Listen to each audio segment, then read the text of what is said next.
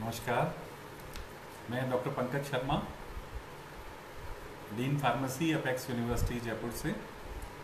मैं आप सबका स्वागत करना चाहूँगा आज की वेबिनार में। जो वेबिनार हमने रखी है कैरियर इन फार्मेसी पे, और फार्मेसी के बारे में हम थोड़ा सा डिटेल में जानना चाहेंगे, क्योंकि आजकल जो फार्मेसी कोर्सेज़ हैं वो मोस्ट डिमांडिंग कोर्सेज़ हैं। पेरेंट्स, स्टूडेंट्स और यहाँ तक कि कुछ नए फैकल्टीज़ भी ये जानना चाहते हैं कि फार्मेसी क्या है, क्या इसमें स्कोप है और इसमें क्या कैरियर एवेन्यूज़ हैं। इसके बारे में हम आज बात करेंगे कि pharmacy basically compounding and dispensing of medicines की हम जहाँ बात करते हैं वहाँ पर किस तरह से मेडिसिन्स बनाई जाती है, उसको प्रिजर्व किया जाता है, स्टोर किया जाता है और उसको डिस्पेंस किया जाता है। ये सभी चीज़ें फार्मेसी प्रोफेशन में आती है। फार्मेसी प्रोफेशन के लिए जब हम बात करेंगे कि 10+2 के बाद का जो स्टूडेंट है जिसने अभी सीनियर हायर सेकेंडरी एग्ज़ाम दिया है और रिजल्ट आया है, वहाँ से हम अपनी जर्नी स्टार्ट करते हैं कि फार्मेसी के जो हमारे कोर्सेज़ हैं, बेसिकली 10+2 के बाद वाले कोर्सेज़ की अगर हम बात करें तो डिप्लोमा इन फार्मेसी जो कि 2 ईयर कोर्स है, और B pharm bachelor in pharmacy जो कि 4 ईयर कोर्स है, और pharm D doctor of pharmacy जो कि 6 ईयर इंटीग्रेटेड कोर्स है। इन सभी के लिए एलिजिबिलिटी जो हमारे स्टूडेंट्स के लिए होती है वो 10+2 में साइंस बायोलॉजी या साइंस मैथमेटिक्स होनी चाहिए, मतलब फिजिक्स केमिस्ट्री बायोलॉजी और physics chemistry mathematics with English is the compulsion.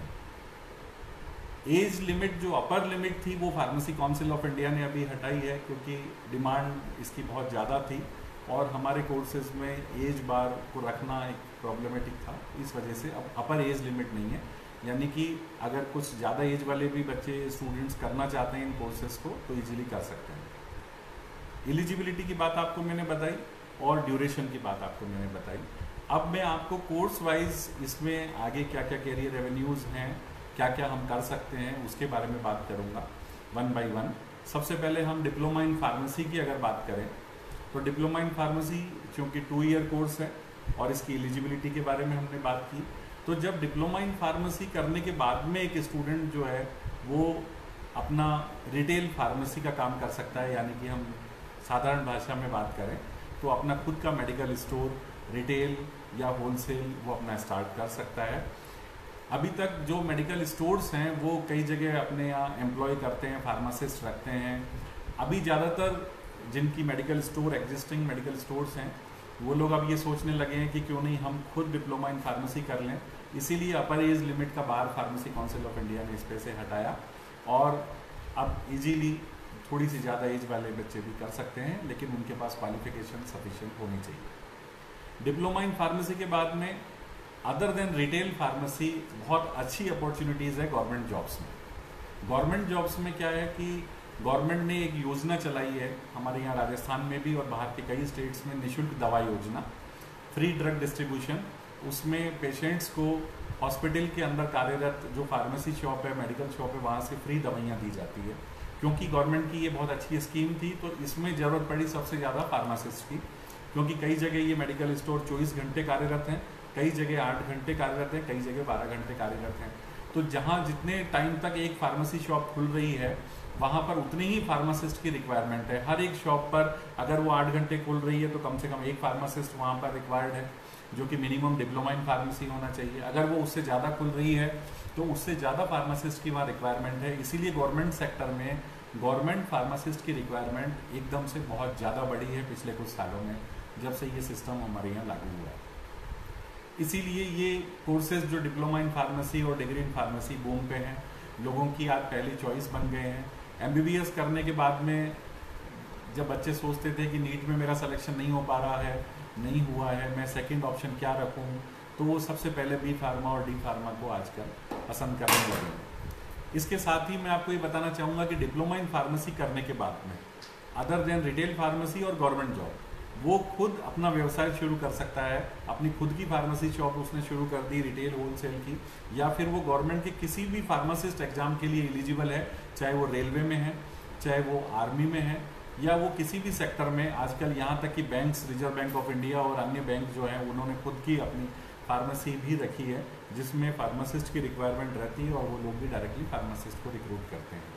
इस वजह से हमारे फार्मासिस्ट जो डिप्लोमा फार्मेसी वाले स्टूडेंट्स थे उनकी बहुत अच्छी उसमें डिमांड हुई है। इसके बाद अगर हम डिप्लोमा के बाद चलते हैं तो B pharma, bachelor in pharmacy जिसको हम बोलें, बी फार्म कोर्स, ये भी 4 ईयर कोर्स है। एलिजिबिलिटी वही science, biology, mathematics with English है। इसमें आप देखेंगे कि बी फार्म करने के बाद तो कैरियर एवेन्यूज़ जितने हैं, स्कोप जितना है, वो इतना वाइडन है कि उसको बहुत ही शॉर्ट में डिस्क्राइब करना भी मुश्किल। हम उसको ब्रीफली अगर डिस्क्राइब करना चाहें तो बी फार्म करने के बाद में बच्चे को जो एवेन्यूज़ मिल रहे हैं वहाँ 2 ऑप्शन हम ब्रॉडली लेंगे, गवर्नमेंट सेक्टर और प्राइवेट सेक्टर। गवर्नमेंट सेक्टर में सबसे ज़्यादा चार्मिंग अट्रैक्टिव पोस्ट जो है वो DCO की है, जिसको हम पहले ड्रग इंस्पेक्टर्स बोलते थे, आजकल वो ड्रग कंट्रोलिंग ऑफिसर कहलाते हैं।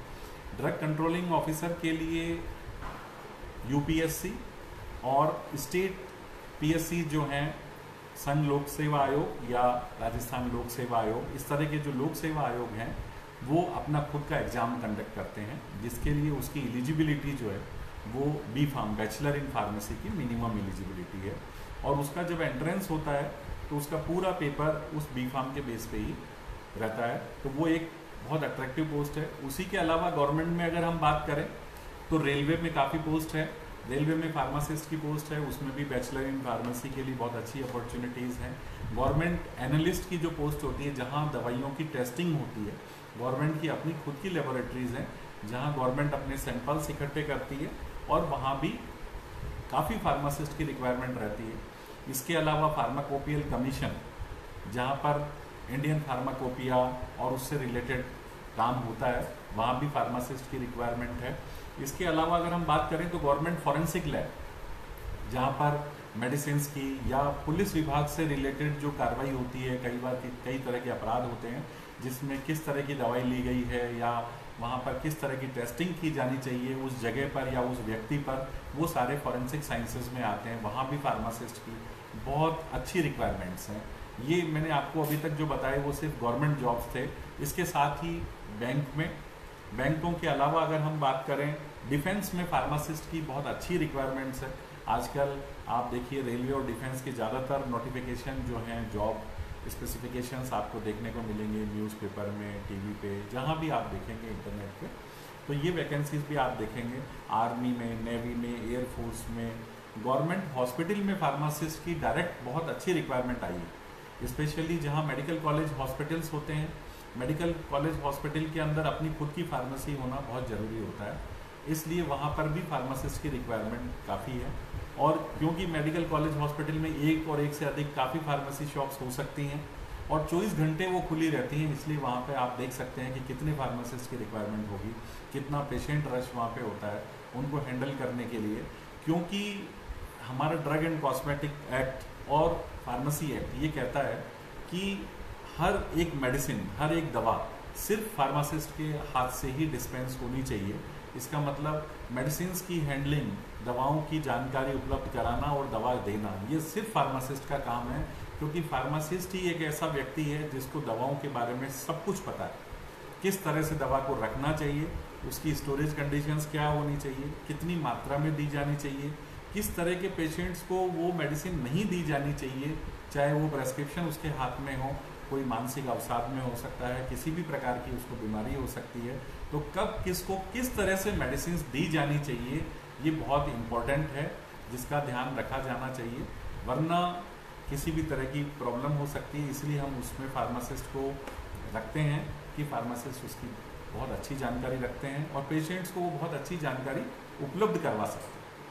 क्योंकि पेशेंट काउंसलिंग एक बहुत इम्पॉर्टेंट चीज़ है, क्योंकि डॉक्टर अपना प्रेस्क्राइब करते हैं मेडिसिन, प्रेस्क्रिप्शन लिखते हैं और उसमें वो मेडिसिन को प्रेस्क्राइब कर देते हैं कि आपको ये मेडिसिन दिन में इतनी बार लेनी है, इस तरह से लेनी है, वो उन्होंने अपनी सांकेतिक भाषा में उसमें लिख दिया है।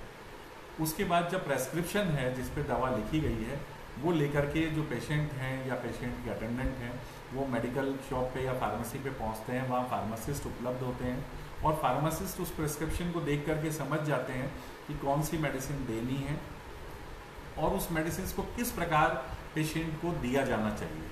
ये क्योंकि इसीलिए ये कितनी अच्छी ट्रेनिंग करके फार्मासिस्ट इतनी अच्छी पढ़ाई करके वहाँ तक पहुँचे हैं तो जिस प्रकार से वो दी जानी चाहिए वो अच्छी तरह से पेशेंट को समझाते हैं कि ये मेडिसिन आपको लेनी है, इस तरह से लेनी है, दिन में ये 2 बार 3 बार लेनी है, पानी के साथ लेनी है, या उसको निगलनी है, जीभ के नीचे रखनी है, या आपको ये दवाई लेने के बाद कुछ समय तक पानी, चाय, दूध नहीं लेना है, गर्म पानी गर्म दूध इसके ऊपर लेना है। तो वो सारे इंडिकेशंस जो हैं वो फार्मासिस्ट ही आपको बहुत अच्छे तरीके से बता सकता है। जैसे कि एक कफ सिरप है, और कफ सिरप के बाद क्योंकि दवाई में थोड़ा सा कड़वापन हो सकता है, तो जब एक प्रेस्क्रिप्शन के अंदर लिखा है कफ सिरप, पेशेंट ने ले भी लिया कफ सिरप बाजार से, और अगर वहाँ फार्मासिस्ट नहीं है तो जब वो एक कड़वी दवाई पियेंगे, मुंह में लेंगे, तो उनको क्योंकि कड़वापन लगेगा तो इमीडिएटली वो पानी ले लेंगे। अगर उन्होंने कड़वी दवाई के ऊपर पानी ले लिया कफ सिरप के ऊपर, तो आप देखिए कि उसका असर जहाँ चाहिए हमारे गले के अंदर से ही वो जैसे ही दवाई ली जाती है अपना असर करना शुरू करती है। वो गले के अंदर नहीं लग करके वो सीधी स्टमक में यानी कि पेट में चली जाएगी और फिर अपना असर करना शुरू करेगी। इसमें समय लगेगा और वो इफेक्ट नहीं आ पाएगा। ये चीज़ आपको फार्मासिस्ट बता सकता है कि ये दवाई में थोड़ा कड़वापन भी अगर आपको लगे तो प्लीज़ आप 15-20 मिनट आधे घंटे तक पानी मत पीजिएगा, जिससे कि ये दवाई गले में अपना काम शुरू कर सके और आपको बहुत जल्दी रिलीफ मिले। तो ये मैंने एक छोटा सा एग्जाम्पल आपको दिया कि किस तरह से एक फार्मासिस्ट अपनी विद्या का, अपनी एजुकेशन का बहुत अच्छे ढंग से उपयोग कर पाते हैं।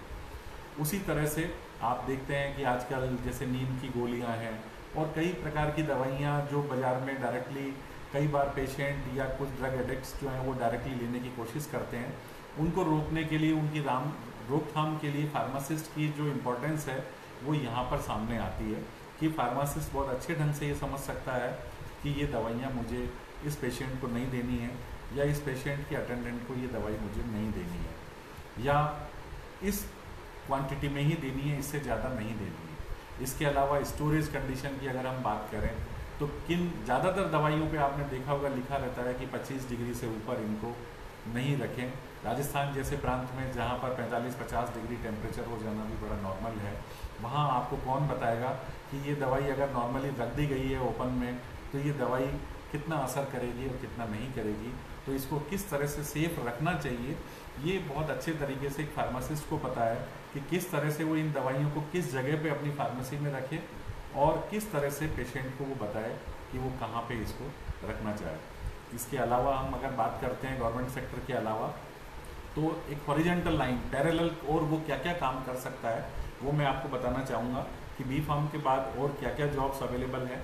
जैसे कि गवर्नमेंट ऑर्गेनाइजेशन की मैंने आपको कहा कि ड्रग कंट्रोल ऑफिसर, जिसको ड्रग इंस्पेक्टर भी कहते हैं, बाद में प्रमोशन के बाद वो असिस्टेंट ड्रग कंट्रोलर इस प्रकार की पोस्ट पे पहुंचते हैं, जो कि अच्छी पोस्ट है। उनका जॉब का जो रोल है, जो काम है उनका, वो मेडिकल स्टोर या जहाँ दवाइयाँ बनती हैं, मैन्युफैक्चरिंग यूनिट्स, वहाँ उनको चेक करना, उनको सही डायरेक्शन देना और उनका नियंत्रण करना, ये उनका कार्य रहता है। इसके अलावा फार्मास्यूटिकल इंडस्ट्रीज़ में इतनी फार्मासिस्ट की पोस्ट है क्योंकि एक फार्मास्यूटिकल इंडस्ट्री केवल एक शब्द नहीं है, वो एक बहुत बड़ा जंक्शन है, संयोग है, जिसमें काफ़ी डिपार्टमेंट्स होते हैं। जैसे कि हम बात करें कि production department, advertising department, dispensing department, transportation department, ये सारे ऐसे डिपार्टमेंट हैं जहाँ हर डिपार्टमेंट में एक अच्छे फार्मासिस्ट की, क्वालिफाइड फार्मासिस्ट की, जैसे बी फार्म की रिक्वायरमेंट होती है।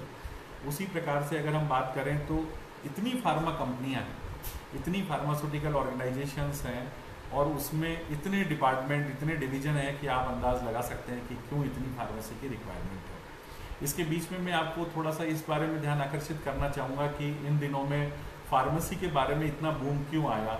डिप्लोमा फार्मेसी, डिग्री फार्मेसी जो बी फार्म कोर्स है वो इतना ज़्यादा डिमांडिंग क्यों हुआ, उसका एक बहुत सिंपल सा रीज़न है जो हमें समझ में आता है। वो ये है कि देखिए आप पॉपुलेशन, जनसंख्या लगातार बढ़ रही है, इसको हम एकदम से नहीं कह सकते कि ये कंट्रोल में आ सकती है। जनसंख्या बढ़ने के साथ में बीमारियां रेगुलर बढ़ रही है, दिनों दिन एक नई बीमारी की जानकारी हमें मिलती है, और जितनी बीमारियां बढ़ रही है उतनी ही मेडिसिन की रिक्वायरमेंट बढ़ रही है, दवाइयों की रिक्वायरमेंट बढ़ रही है। आप समझ सकते हैं कि जितनी दवाइयों की रिक्वायरमेंट बढ़ रही है उतनी ही इन दवाइयों को हैंडल करने वाले लोग, इनको संभालने वाले लोग, इनको रखने वाले लोग, उनकी रिक्वायरमेंट बढ़ रही है। यानी कि फार्मासिस्ट की डिमांड जिस तरह से बढ़ रही है, अभी आने वाले समय में भी हम नहीं कह सकते कि किस तरह से पॉपुलेशन कम होगी, बीमारियां कम होगी या बीमारियां ख़त्म हो जाएगी, ये भी एक असंभव है। इसलिए फार्मासिस्ट की रिक्वायरमेंट दिनों दिन बढ़ती जाएंगी, बढ़ती है, और इसलिए ये कोर्स दिनों दिन प्रगति पर है। मोस्ट चार्मिंग कोर्स होता जा रहा है। इसका एक रीज़न ये भी है कि आज हम एक छोटा सा एग्जांपल कोरोना का लें। एक इस डिजीज़ ने जो कि बाहरी देशों से हमारे देश में जब आई कोरोना, तो कोरोना की वजह से आज सारी इंडस्ट्रीज़ हमारे देश का, पूरे विश्व का आप देख सकते हैं कि सारा बिजनेस ठप पड़ा है। सारी कंपनीज़ की सेल ख़त्म हो चुकी हैं, दूसरी कंपनीज, दूसरे व्यापार, रोजगार सब दिनों दिन ख़त्म होते जा रहे हैं। मगर एक ही प्रोफेशन है जो इस समय में भी लगातार बढ़ रहा है, वो है फार्मेसी। उसका कारण आपके समझ में आ ही गया है कि कोरोना से पीड़ित जितने भी लोग हैं उनको भी दवाइयों की आवश्यकता है, और सरकार ने ये रियलाइज़ किया, प्राइवेट इंडस्ट्रीज ने रियलाइज़ किया कि हमें जितनी फार्मासिस्ट की रिक्वायरमेंट थी, कहीं ना कहीं अभी उतनी रिक्वायरमेंट से बहुत कम फार्मासिस्ट थे। आज ये ज़रूरत एकदम से महसूस हुई, इसीलिए ज़्यादातर कंपनीज़, ज़्यादातर हॉस्पिटल्स, ज़्यादातर इंडस्ट्रीज़ एकदम से फार्मासिस्ट को रिक्रूट कर रहे हैं, रोज़गार दे रहे हैं, बुला रहे हैं। और संयोग की बात है कि इतने फार्मासिस्ट हमारे पास उपलब्ध ही नहीं है। इसलिए लोगों का चार्म इस ओर फिर बढ़ रहा है कि हमें ऐसा कोर्स करना चाहिए जो हेल्थ केयर से रिलेटेड हो, क्योंकि ये इस तरह के कोर्स हैं कि ये हेल्थ केयर से रिलेटेड होने के नाते लगातार इनकी आवश्यकताओं की पूर्ति हम नहीं कर सकते। आवश्यकता हमेशा रहेगी, और इनकी जानकारी, जो फार्मासिस्ट को जो जानकारी है वो हमेशा एक इम्पोर्टेंट जानकारी रहेगी जिसकी हमें हमेशा आवश्यकता होगी। इसलिए इन courses, diploma pharmacy, B pharm course, और इनके बारे में काफ़ी बूम आया। इसके अलावा अगर आप देखते हैं तो एक कोर्स और मैंने आपको बताया था, फार्म डी, जो 6 ईयर इंटीग्रेटेड कोर्स है। ये जनरली उन लोगों के लिए इम्पोर्टेंट हो सकता है जिनको या तो हमारे देश में मेडिकल कॉलेज, हॉस्पिटल में जॉब करना है, या क्लिनिकल रिसर्च में जाने का उनका इंटरेस्ट है, या देश से बाहर जाना। क्योंकि भारत के बाहर कई यूरोपियन कंट्रीज़ में और अमेरिका में अगर आप देखेंगे तो वहाँ फार्मासिस्ट ज़्यादातर फार्म डी मिलेंगे। कनाडा में बहुत अच्छा स्कोप है, तो फार्म डी की रिक्वायरमेंट वहाँ ज़्यादा है। मगर भारत जैसे देश में जहाँ फार्मासिस्ट की प्रैक्टिकल उपयोगिता है, प्रायोगिक उपयोगिता है, एक्चुअल रिक्वायरमेंट है, वहाँ बी फार्म कोर्स बहुत ज़्यादा इम्पॉर्टेंट हो जाता है। इसलिए बी फार्म कोर्स हम आपको बताएंगे कि किस तरह से ये इम्पोर्टेंट दिनों दिन होता जा रहा है। इसका सिलेबस जो है, जब बनाया फार्मेसी काउंसिल ऑफ इंडिया ने इसके सिलेबस को इतना प्रैक्टिकल रूप से बनाया है कि इसमें फर्स्ट ईयर से 4th ईयर तक 4 साल का ये कोर्स है, और चारों साल में इसकी एक्चुअल मेडिसिन किस तरह से बनाई जाती है, रखी जाती है, और उस पर अनुसंधान किया जाता है, उसका उपयोग किया जाता है, इस बारे में डिटेल्स जो दी गई हैं वो सिलेबस में है, जो कि प्रायोगिक रूप से एक फार्मासिस्ट, एक बच्चा जब बी फार्म करने आता है किसी भी कॉलेज में तो उसको सिखाया जाता है बहुत अच्छे ढंग से। ये जानकारी उसके पूरे जीवन भर काम आती है। इसलिए जनरली रिकमेंड किया जाता है कि केवल बी फार्म या डी फार्म कराने में विश्वास नहीं किया जाए। एक बच्चे को जब भी आप एडमिशन दिलाते हैं, वो अपना एक कॉलेज सेलेक्ट करता है तो एक बहुत अच्छा कॉलेज सेलेक्ट करे जहाँ इसको एक्चुअल में सीखने को मिले कि किस तरह से मुझे दवाइयाँ बनाना और दवाइयों को हैंडल करना आना चाहिए। ये उसको एक बहुत अच्छे कॉलेज में बहुत अच्छे टीचर्स, अगर क्वालिफाइड टीचर्स उपलब्ध हैं जिनको खुद अनुभव है, न कि केवल एकेडमिक्स का बल्कि फार्मास्यूटिकल इंडस्ट्रीज़ का और हॉस्पिटल का अगर एक्सपोजर है, तो वो अपने शिष्यों को, अपने स्टूडेंट्स को, विद्यार्थियों को बहुत अच्छे ढंग से ये चीज़ें बता सकते हैं जो कि बच्चों के लिए बहुत लाइफ में काम आती है। इसके अलावा मैं आपका ध्यान आकर्षित करना चाहूँगा, फार्मास्यूटिकल इंडस्ट्रीज़ में B pharm, bachelor in pharmacy वाले स्टूडेंट्स की रिक्वायरमेंट किन किन सेक्टर्स में हो सकती है। मैंने आपको बताया था कि फार्मास्यूटिकल इंडस्ट्री केवल एक नाम नहीं, वो कई डिपार्टमेंट का कॉम्बिनेशन है। उसमें अगर हम R&D, रिसर्च एंड डेवलपमेंट, अनुसंधान के बारे में बात करें, क्योंकि एक फार्मास्यूटिकल इंडस्ट्री हमेशा, जब तक भी वो एक इंडस्ट्री काम करती है, हमेशा अपनी रिसर्च पे ध्यान देती है कि किस तरह से उस कंपनी में, उस फार्मास्यूटिकल इंडस्ट्री में बनाई जाने वाली दवाइयों में निरंतर गुणवत्ता में सुधार किया जा सकता है। ये कहलाता है डेवलपमेंट। तो रिसर्च और डेवलपमेंट में B pharm candidate, bachelor in pharmacy के कैंडिडेट्स की बहुत अधिक उपयोगिता है। लेकिन उन्हीं बच्चों की उपयोगिता है, मैं फिर आपको बताना चाहूँगा, जिनका खुद बहुत अच्छा इंटरेस्ट फार्मेसी में है और जिनको बहुत अच्छी नॉलेज है, जिन्होंने बहुत अच्छी जगह से पढ़ाई की है, बहुत अच्छी शिक्षा प्राप्त की है, और अपने शिक्षा प्राप्त करते समय उन्होंने पूरा ध्यान अपने किताबों में, कॉलेज में और अपने टीचर्स की बताई हुई चीज़ों पर ध्यान दिया है। क्योंकि हमेशा हमें ये ध्यान देना चाहिए कि फार्मेसी प्रोफेशन सीधा का सीधा मानव की ज़िंदगी से रिलेटेड है, और हमारी ज़रा सी भी असावधानी कहीं भी किसी पेशेंट के लिए बहुत बड़ा नुकसान कर सकती है। इसलिए हमारी शिक्षा में और हमारे कार्यों में कहीं हमें समझौता नहीं करना चाहिए जब भी फार्मेसी एजुकेशन की शिक्षा लेने का समय हो या शिक्षा देने का समय हो।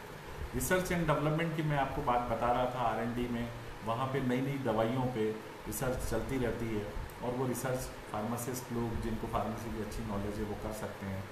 केवल नई दवाइयाँ बनाना ही उनका काम नहीं, दवाइयों में नई नई चीज़ों के डेवलपमेंट में किस तरह से उनको स्टोर किया जाए, उनकी पैकेजिंग में ऐसा क्या डाल दिया जाए जिससे वो और अट्रैक्टिव हो जाए या उपयोगी हो जाए पेशेंट के लिए या जो भी उसको यूज़ कर रहे हैं उनके लिए। आप देख रहे हैं आजकल नई नई चीज़ें पैकिंग में चेंजेस आ रहे हैं, डेवलपमेंट हो रहा है। एक माउथ गार्गल की आपने देखा होगा कि गार्गल करने के लिए एक क्लोरहेक्सिडिन टाइप की प्रिपरेशन मार्केट में है जिससे हम गार्गल करते हैं, गरारे करते हैं। उसमें पहले क्या होता था कि सीधा हम बोतल का कैप खोलते थे, उसको पानी में डालते थे या सीधा मुंह में डालते थे और अपने गार्गल्स करते थे। कितनी क्वांटिटी मुंह में चली गई कोई पता नहीं होता था। आजकल उसकी पैकिंग आप देखिए इतनी आई है कि एक बार आप अगर कैप बंद करे हुए बोतल को जब बिल्कुल उल्टा कर देंगे तो सिर्फ उतनी ही क्वांटिटी कैप में आएगी जितनी आपकी रिक्वायरमेंट है, जितनी आपको ज़रूरत है। उसके बाद आप बोतल को चाहे सीधा करें चाहे उल्टा करें, उतनी ही मात्रा में वो क्वांटिटी रहेगी जिसको कि आप कैप खोल के डायरेक्टली मुंह में ले सकते हैं या पानी में गिलास में आप डाल सकते हैं जिससे कि आप गार्गल कर सकें। ये एक छोटा सा मैंने आपको एग्जांपल दिया कि कहाँ कितनी छोटी चीज़ों में कितनी नॉलेज की आवश्यकता होती है। ये है डेवलपमेंट और ये है रिसर्च। इसके अलावा बायो एनालिटिकल मेथड्स डेवलप होते हैं, वहाँ फार्मेसी की रिक्वायरमेंट है। आप बायोटेक्नोलॉजी का नाम आप जानते हैं, सुनते हैं कि कहाँ बायोटेक्नोलॉजी का रोल बढ़ता जा रहा है, वहाँ हमारे फार्मासिस्ट की उपयोगिता है।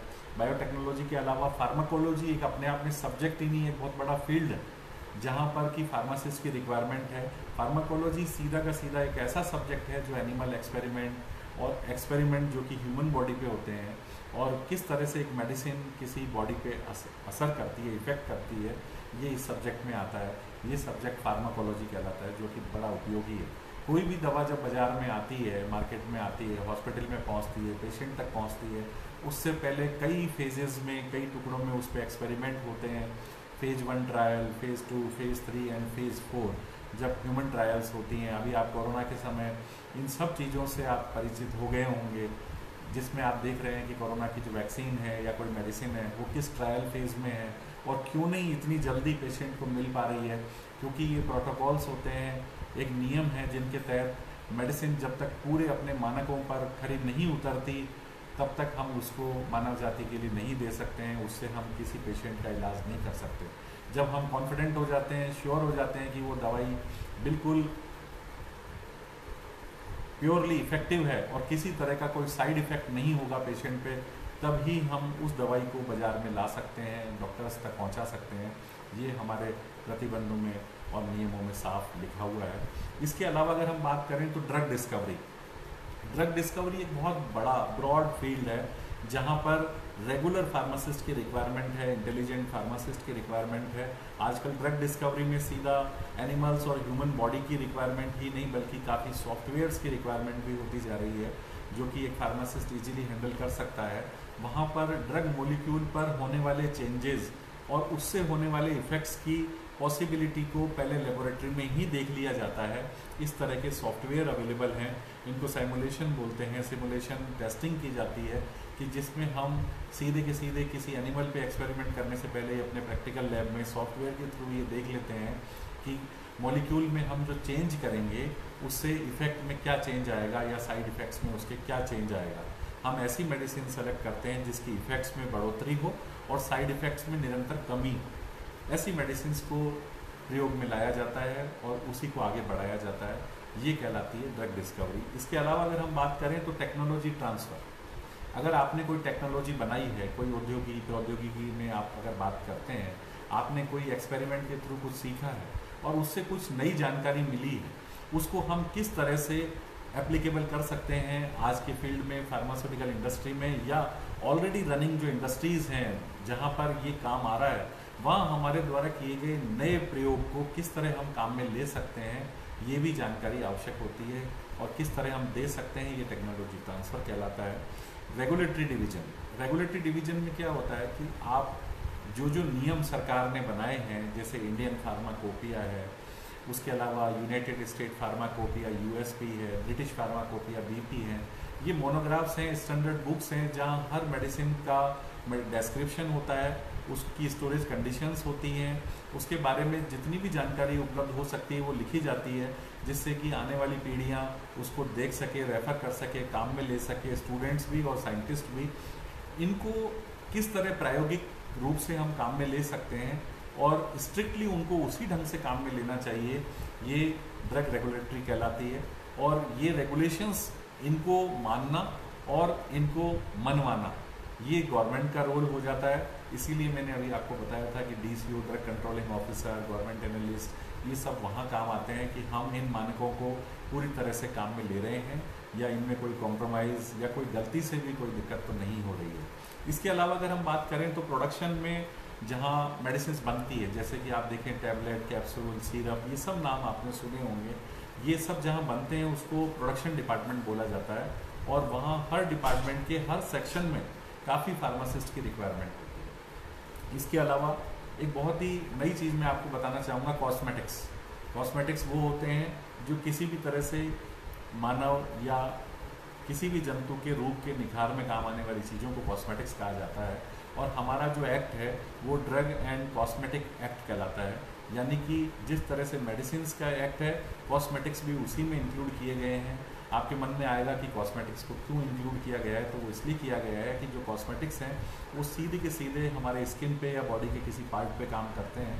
अगर उसमें अपने इन स्टैंडर्ड्स का, इन मानकों का अगर ध्यान नहीं रखा गया तो ये किसी भी मानव जाति को या पशु को नुकसान कर सकते हैं। इसलिए कॉस्मेटिक्स को बनाए जाने के समय भी वही मानक काम में लिए जाते हैं, वही स्टैंडर्ड्स काम में लिए जाते हैं, वही प्रोडक्शन के मेथड्स काम में लिए जाते हैं जो मेडिसिन के लिए होते हैं। इसका मतलब बिल्कुल सीधा है कि कॉस्मेटिक्स के अंदर भी उतनी ही फार्मासिस्ट की रिक्वायरमेंट है जितनी मेडिसिन की रिक्वायरमेंट है, और उसमें भी वही R&D, रिसर्च एंड डेवलपमेंट का काम रेगुलर तरीके से होता है जिस तरह से मेडिसिन में होता है।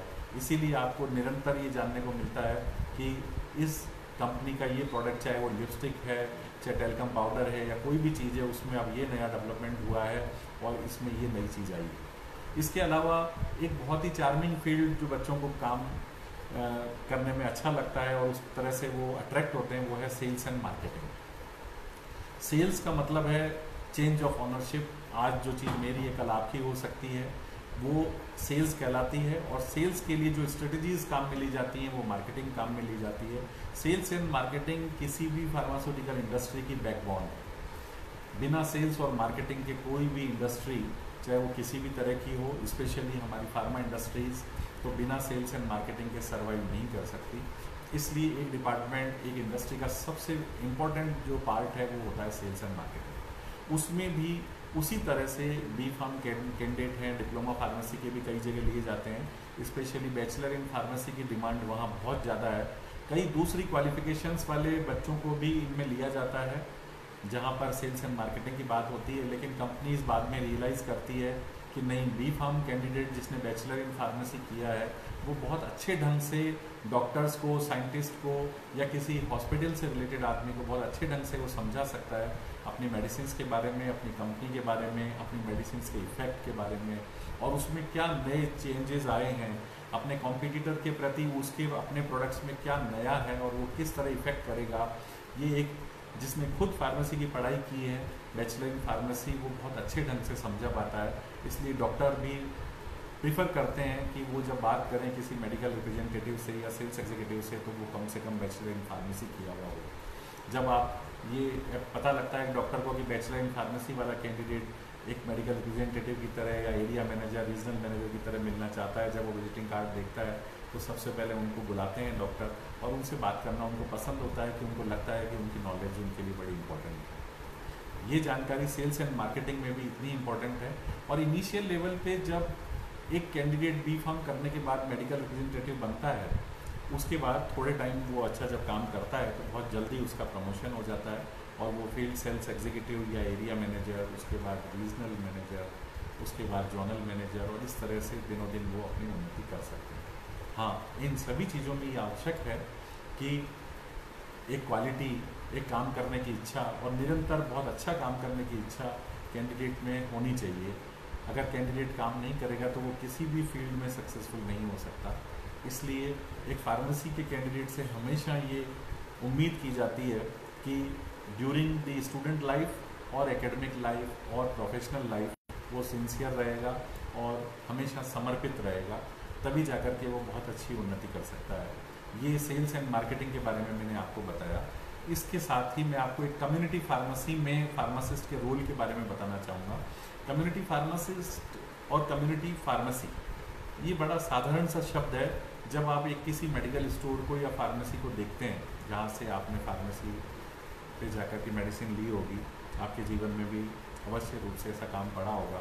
जब आपको अपने लिए या अपनों के लिए मेडिसिन लेनी पड़ी होगी, एक मेडिकल स्टोर पे आप गए होंगे, तो आपने देखा होगा कि वहाँ पर जो व्यक्ति उपलब्ध है वो एक फार्मासिस्ट है। उसको मेडिसिन के बारे में काफ़ी नॉलेज है और वो आपको बहुत अच्छे ढंग से ही बताता है कि ये मेडिसिन आपको कैसी लेनी चाहिए। इसके अलावा उस फार्मेसी शॉप को जब आप चारों तरफ अपनी नज़र घुमा के देखते हैं तो मेडिसिन किस तरह से वहाँ रखी गई है, वो भी एक फार्मासिस्ट का रोल होता है कि कौन सी मेडिसिन फ्रीज में रखी गई है, कौन सी बाहर रखी गई है, ये एक फार्मासिस्ट बहुत अच्छे ढंग से देख सकता है। इसके अलावा अगर हम बात करें तो जब हम B.Pharm कर लेते हैं बैचलर इन फार्मेसी करने के बाद में, बहुत अच्छी लाइंस जिन बच्चों का या बच्चियों का इंटरेस्ट होता है वो है एकेडमिक्स। एकेडमिक्स का मतलब टीचिंग लाइन, कॉलेज में पढ़ाने की। वैसे अगर कोई डिग्री कॉलेज है, B.Pharm कॉलेज है, तो वहाँ पढ़ाने के लिए स्टार्टिंग के अंदर जो पोस्ट लेक्चरर या असिस्टेंट प्रोफेसर की होती है, उसके लिए मिनिमम क्वालिफिकेशन M फार्मेसी की होती है। M.Pharm 2 ईयर कोर्स है जो कि B.Pharm के बाद। लेकिन डिप्लोमा इन फार्मेसी कॉलेज जो होते हैं, डिप्लोमा कॉलेजेस, उसमें डायरेक्टली B.Pharm करने के बाद एक व्यक्ति सीधे ही टीचर के रूप में अपनी जॉब ज्वाइन कर सकता है। उसको अलग से कोई कोर्स करने की ज़रूरत नहीं है और केवल B.Pharm करने के बाद ही वो एक डिप्लोमा कॉलेज में लेक्चरर लग सकता है। फिर धीरे धीरे अपनी क्वालिफिकेशन को अगर वो बढ़ाते हैं तो आगे डिग्री कॉलेज के लिए वो असिस्टेंट प्रोफेसर, एसोसिएट प्रोफेसर और प्रोफेसर हो सकते हैं। पिछले कुछ समय से इन सभी पोस्ट पर, इन सभी प्रोफेशंस में सैलरीज में काफ़ी अच्छी ग्रोथ आई है। सामाजिक जीवन बहुत अच्छा हुआ है फार्मासिस्ट का, चाहे वो गवर्नमेंट है या प्राइवेट सेक्टर है, सभी में सैलरीज कंपैरेटिवली दूसरे फील्ड के मुकाबले बहुत अच्छी है। इसलिए आप देखेंगे कि सामाजिक स्तर जो नज़र आता है एक फार्मासिस्ट का या एक फैकल्टी का जो फार्मेसी में टीचर हैं, उनका आपको कंपैरेटिवली बहुत अच्छा नज़र आएगा। उसका कारण सिर्फ यही है जो मैंने अभी आपको बताया। इसके अलावा मैं आपको ये भी बताना चाहूँगा कि फार्मेसी के बारे में मैंने आपको इन कोर्सेज़ के बारे में काफ़ी कुछ बताया, लेकिन आपको एक चीज़ मैंने बताई थी कि ये इम्पोर्टेंट हो जाता है कि आप एक अच्छे इंस्टीट्यूट से फार्मेसी करें। अच्छे इंस्टीट्यूट का मतलब जहाँ पर सभी सुविधाएं हो, सुविधाएं, इंफ्रास्ट्रक्चर, किस तरह से वो कॉलेज बना हुआ है, और कॉलेज की बिल्डिंग से इतना हमें मतलब नहीं है जितना वहाँ उपलब्ध सुविधाओं से है, इंस्ट्रूमेंट से। क्योंकि मेडिसिन बनाने और उनकी टेस्टिंग करने के लिए जितने इंस्ट्रूमेंट्स एक कॉलेज में चाहिए वो वहाँ पर उपलब्ध होने चाहिए, जिससे कि स्टूडेंट बहुत अच्छे ढंग से उनको अभी इस समय पर सीख सके और कोई उसको सिखा सके। आप ये मान के चलिए स्टूडेंट लाइफ में अगर आपने कोई चीज़ नहीं सीखी है तो जीवन में दोबारा सीखने का मौका बहुत कम मिलता है। इसलिए एक क्वेश्चन मैं आपको ज़रूर बताना चाहूँगा कि भाई अपेक्स यूनिवर्सिटी में हम फार्मेसी के इन कोर्सेज़ को चलाते हैं, फार्मेसी की विद्या देते हैं, जहाँ हम डिप्लोमा इन फार्मेसी और degree in pharmacy, bachelor in pharmacy courses हमारे पास अपेक्स यूनिवर्सिटी में हैं। और ये आज से नहीं, सन 2000 से हैं, यानी कि आज 20-21 साल से हम फार्मेसी के कोर्सेज़ को रन कर रहे हैं। फार्मेसी काउंसिल ऑफ इंडिया और AICTE से मान्यता लेने के बाद हमने ये कोर्सेज शुरू किए। पहले हम एज ए इंस्टीट्यूट इन कोर्सेज़ को अपने यहाँ अपेक्स इंस्टीट्यूट में रन करते थे, चलाते थे। जब 2018 में सरकार ने अपेक्स इंस्टीट्यूशंस को ही अपेक्स यूनिवर्सिटी बना दिया, अपेक्स यूनिवर्सिटी आ गई, तो अब अपेक्स यूनिवर्सिटी में apex institute of pharmaceutical sciences के नाम से ये इंस्टीट्यूट उपलब्ध हैं, जहाँ डिप्लोमा इन फार्मेसी और डिग्री इन फार्मेसी दोनों फार्मेसी काउंसिल ऑफ इंडिया की मान्यता से ये कोर्सेज उपलब्ध हैं। और आज बच्चों की पहली पसंद बनते जा रहे हैं। रीज़न उसका सिर्फ यही है कि हमारे यहाँ जो फैकल्टीज़ का हमारे यहाँ सिलेक्शन बड़ा इस तरह से किया जाता है कि वो या तो अपने अपने क्षेत्र के विद्वान हों, टॉपर हों, या क्वालिफिकेशन में M.Pharm में बहुत सीनियर हों या PhD हों। हमारे यहाँ करीब 4-5 फैकल्टी PhD इन फार्मेसी हैं और अलग अलग फील्ड में हैं। और अदर देन एकेडमिक्स टीचिंग के अलावा उनको फार्मास्यूटिकल इंडस्ट्री, हॉस्पिटल और विभिन्न क्षेत्रों की बहुत अच्छी नॉलेज है। ये नॉलेज केवल उनके लिए नहीं, ये ज़रूरी हो जाती है उनके द्वारा पढ़ाए गए विद्यार्थियों के लिए, जिससे कि वो अपनी नॉलेज को आगे ट्रांसफ़र कर पाते हैं अपने विद्यार्थियों में। और जब विद्यार्थियों में वो नॉलेज पहुंचती है, जब जानकारी मिलती है, तो बहुत अच्छे इंटरेस्ट से एक स्टूडेंट उन चीज़ों को एक्सेप्ट करते हैं और अपनी लाइफ में उन चीज़ों को काम ले पाते हैं। इसलिए अपेक्स विश्वविद्यालय चॉइस बनता जा रहा है। इसके अलावा एक छोटी सी चीज़ मैं आपको बताऊंगा कि अपेक्स विश्वविद्यालय को पिछले साल विश्व की सबसे प्रतिष्ठित मैगजीन जो है वो है फोर्ब्स।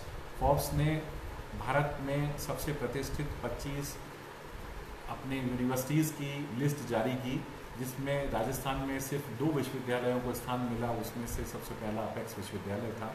अपेक्स विश्वविद्यालय को फोर्ब्स की मैगजीन का रिकॉग्नाइज करना एक बहुत ही सम्मान की बात है, न कि सिर्फ हमारे लिए बल्कि पूरे राजस्थान प्रदेश के लिए बहुत सम्मान की बात है। इस प्रोफेशन के लिए सम्मान की बात है कि फोर्ब्स मैगजीन ने एक्चुअल जो अपना स्टेटमेंट दिया द ग्रेट इंस्टीट्यूशंस, उसमें हमें स्थान मिला है अपेक्स विश्वविद्यालय को।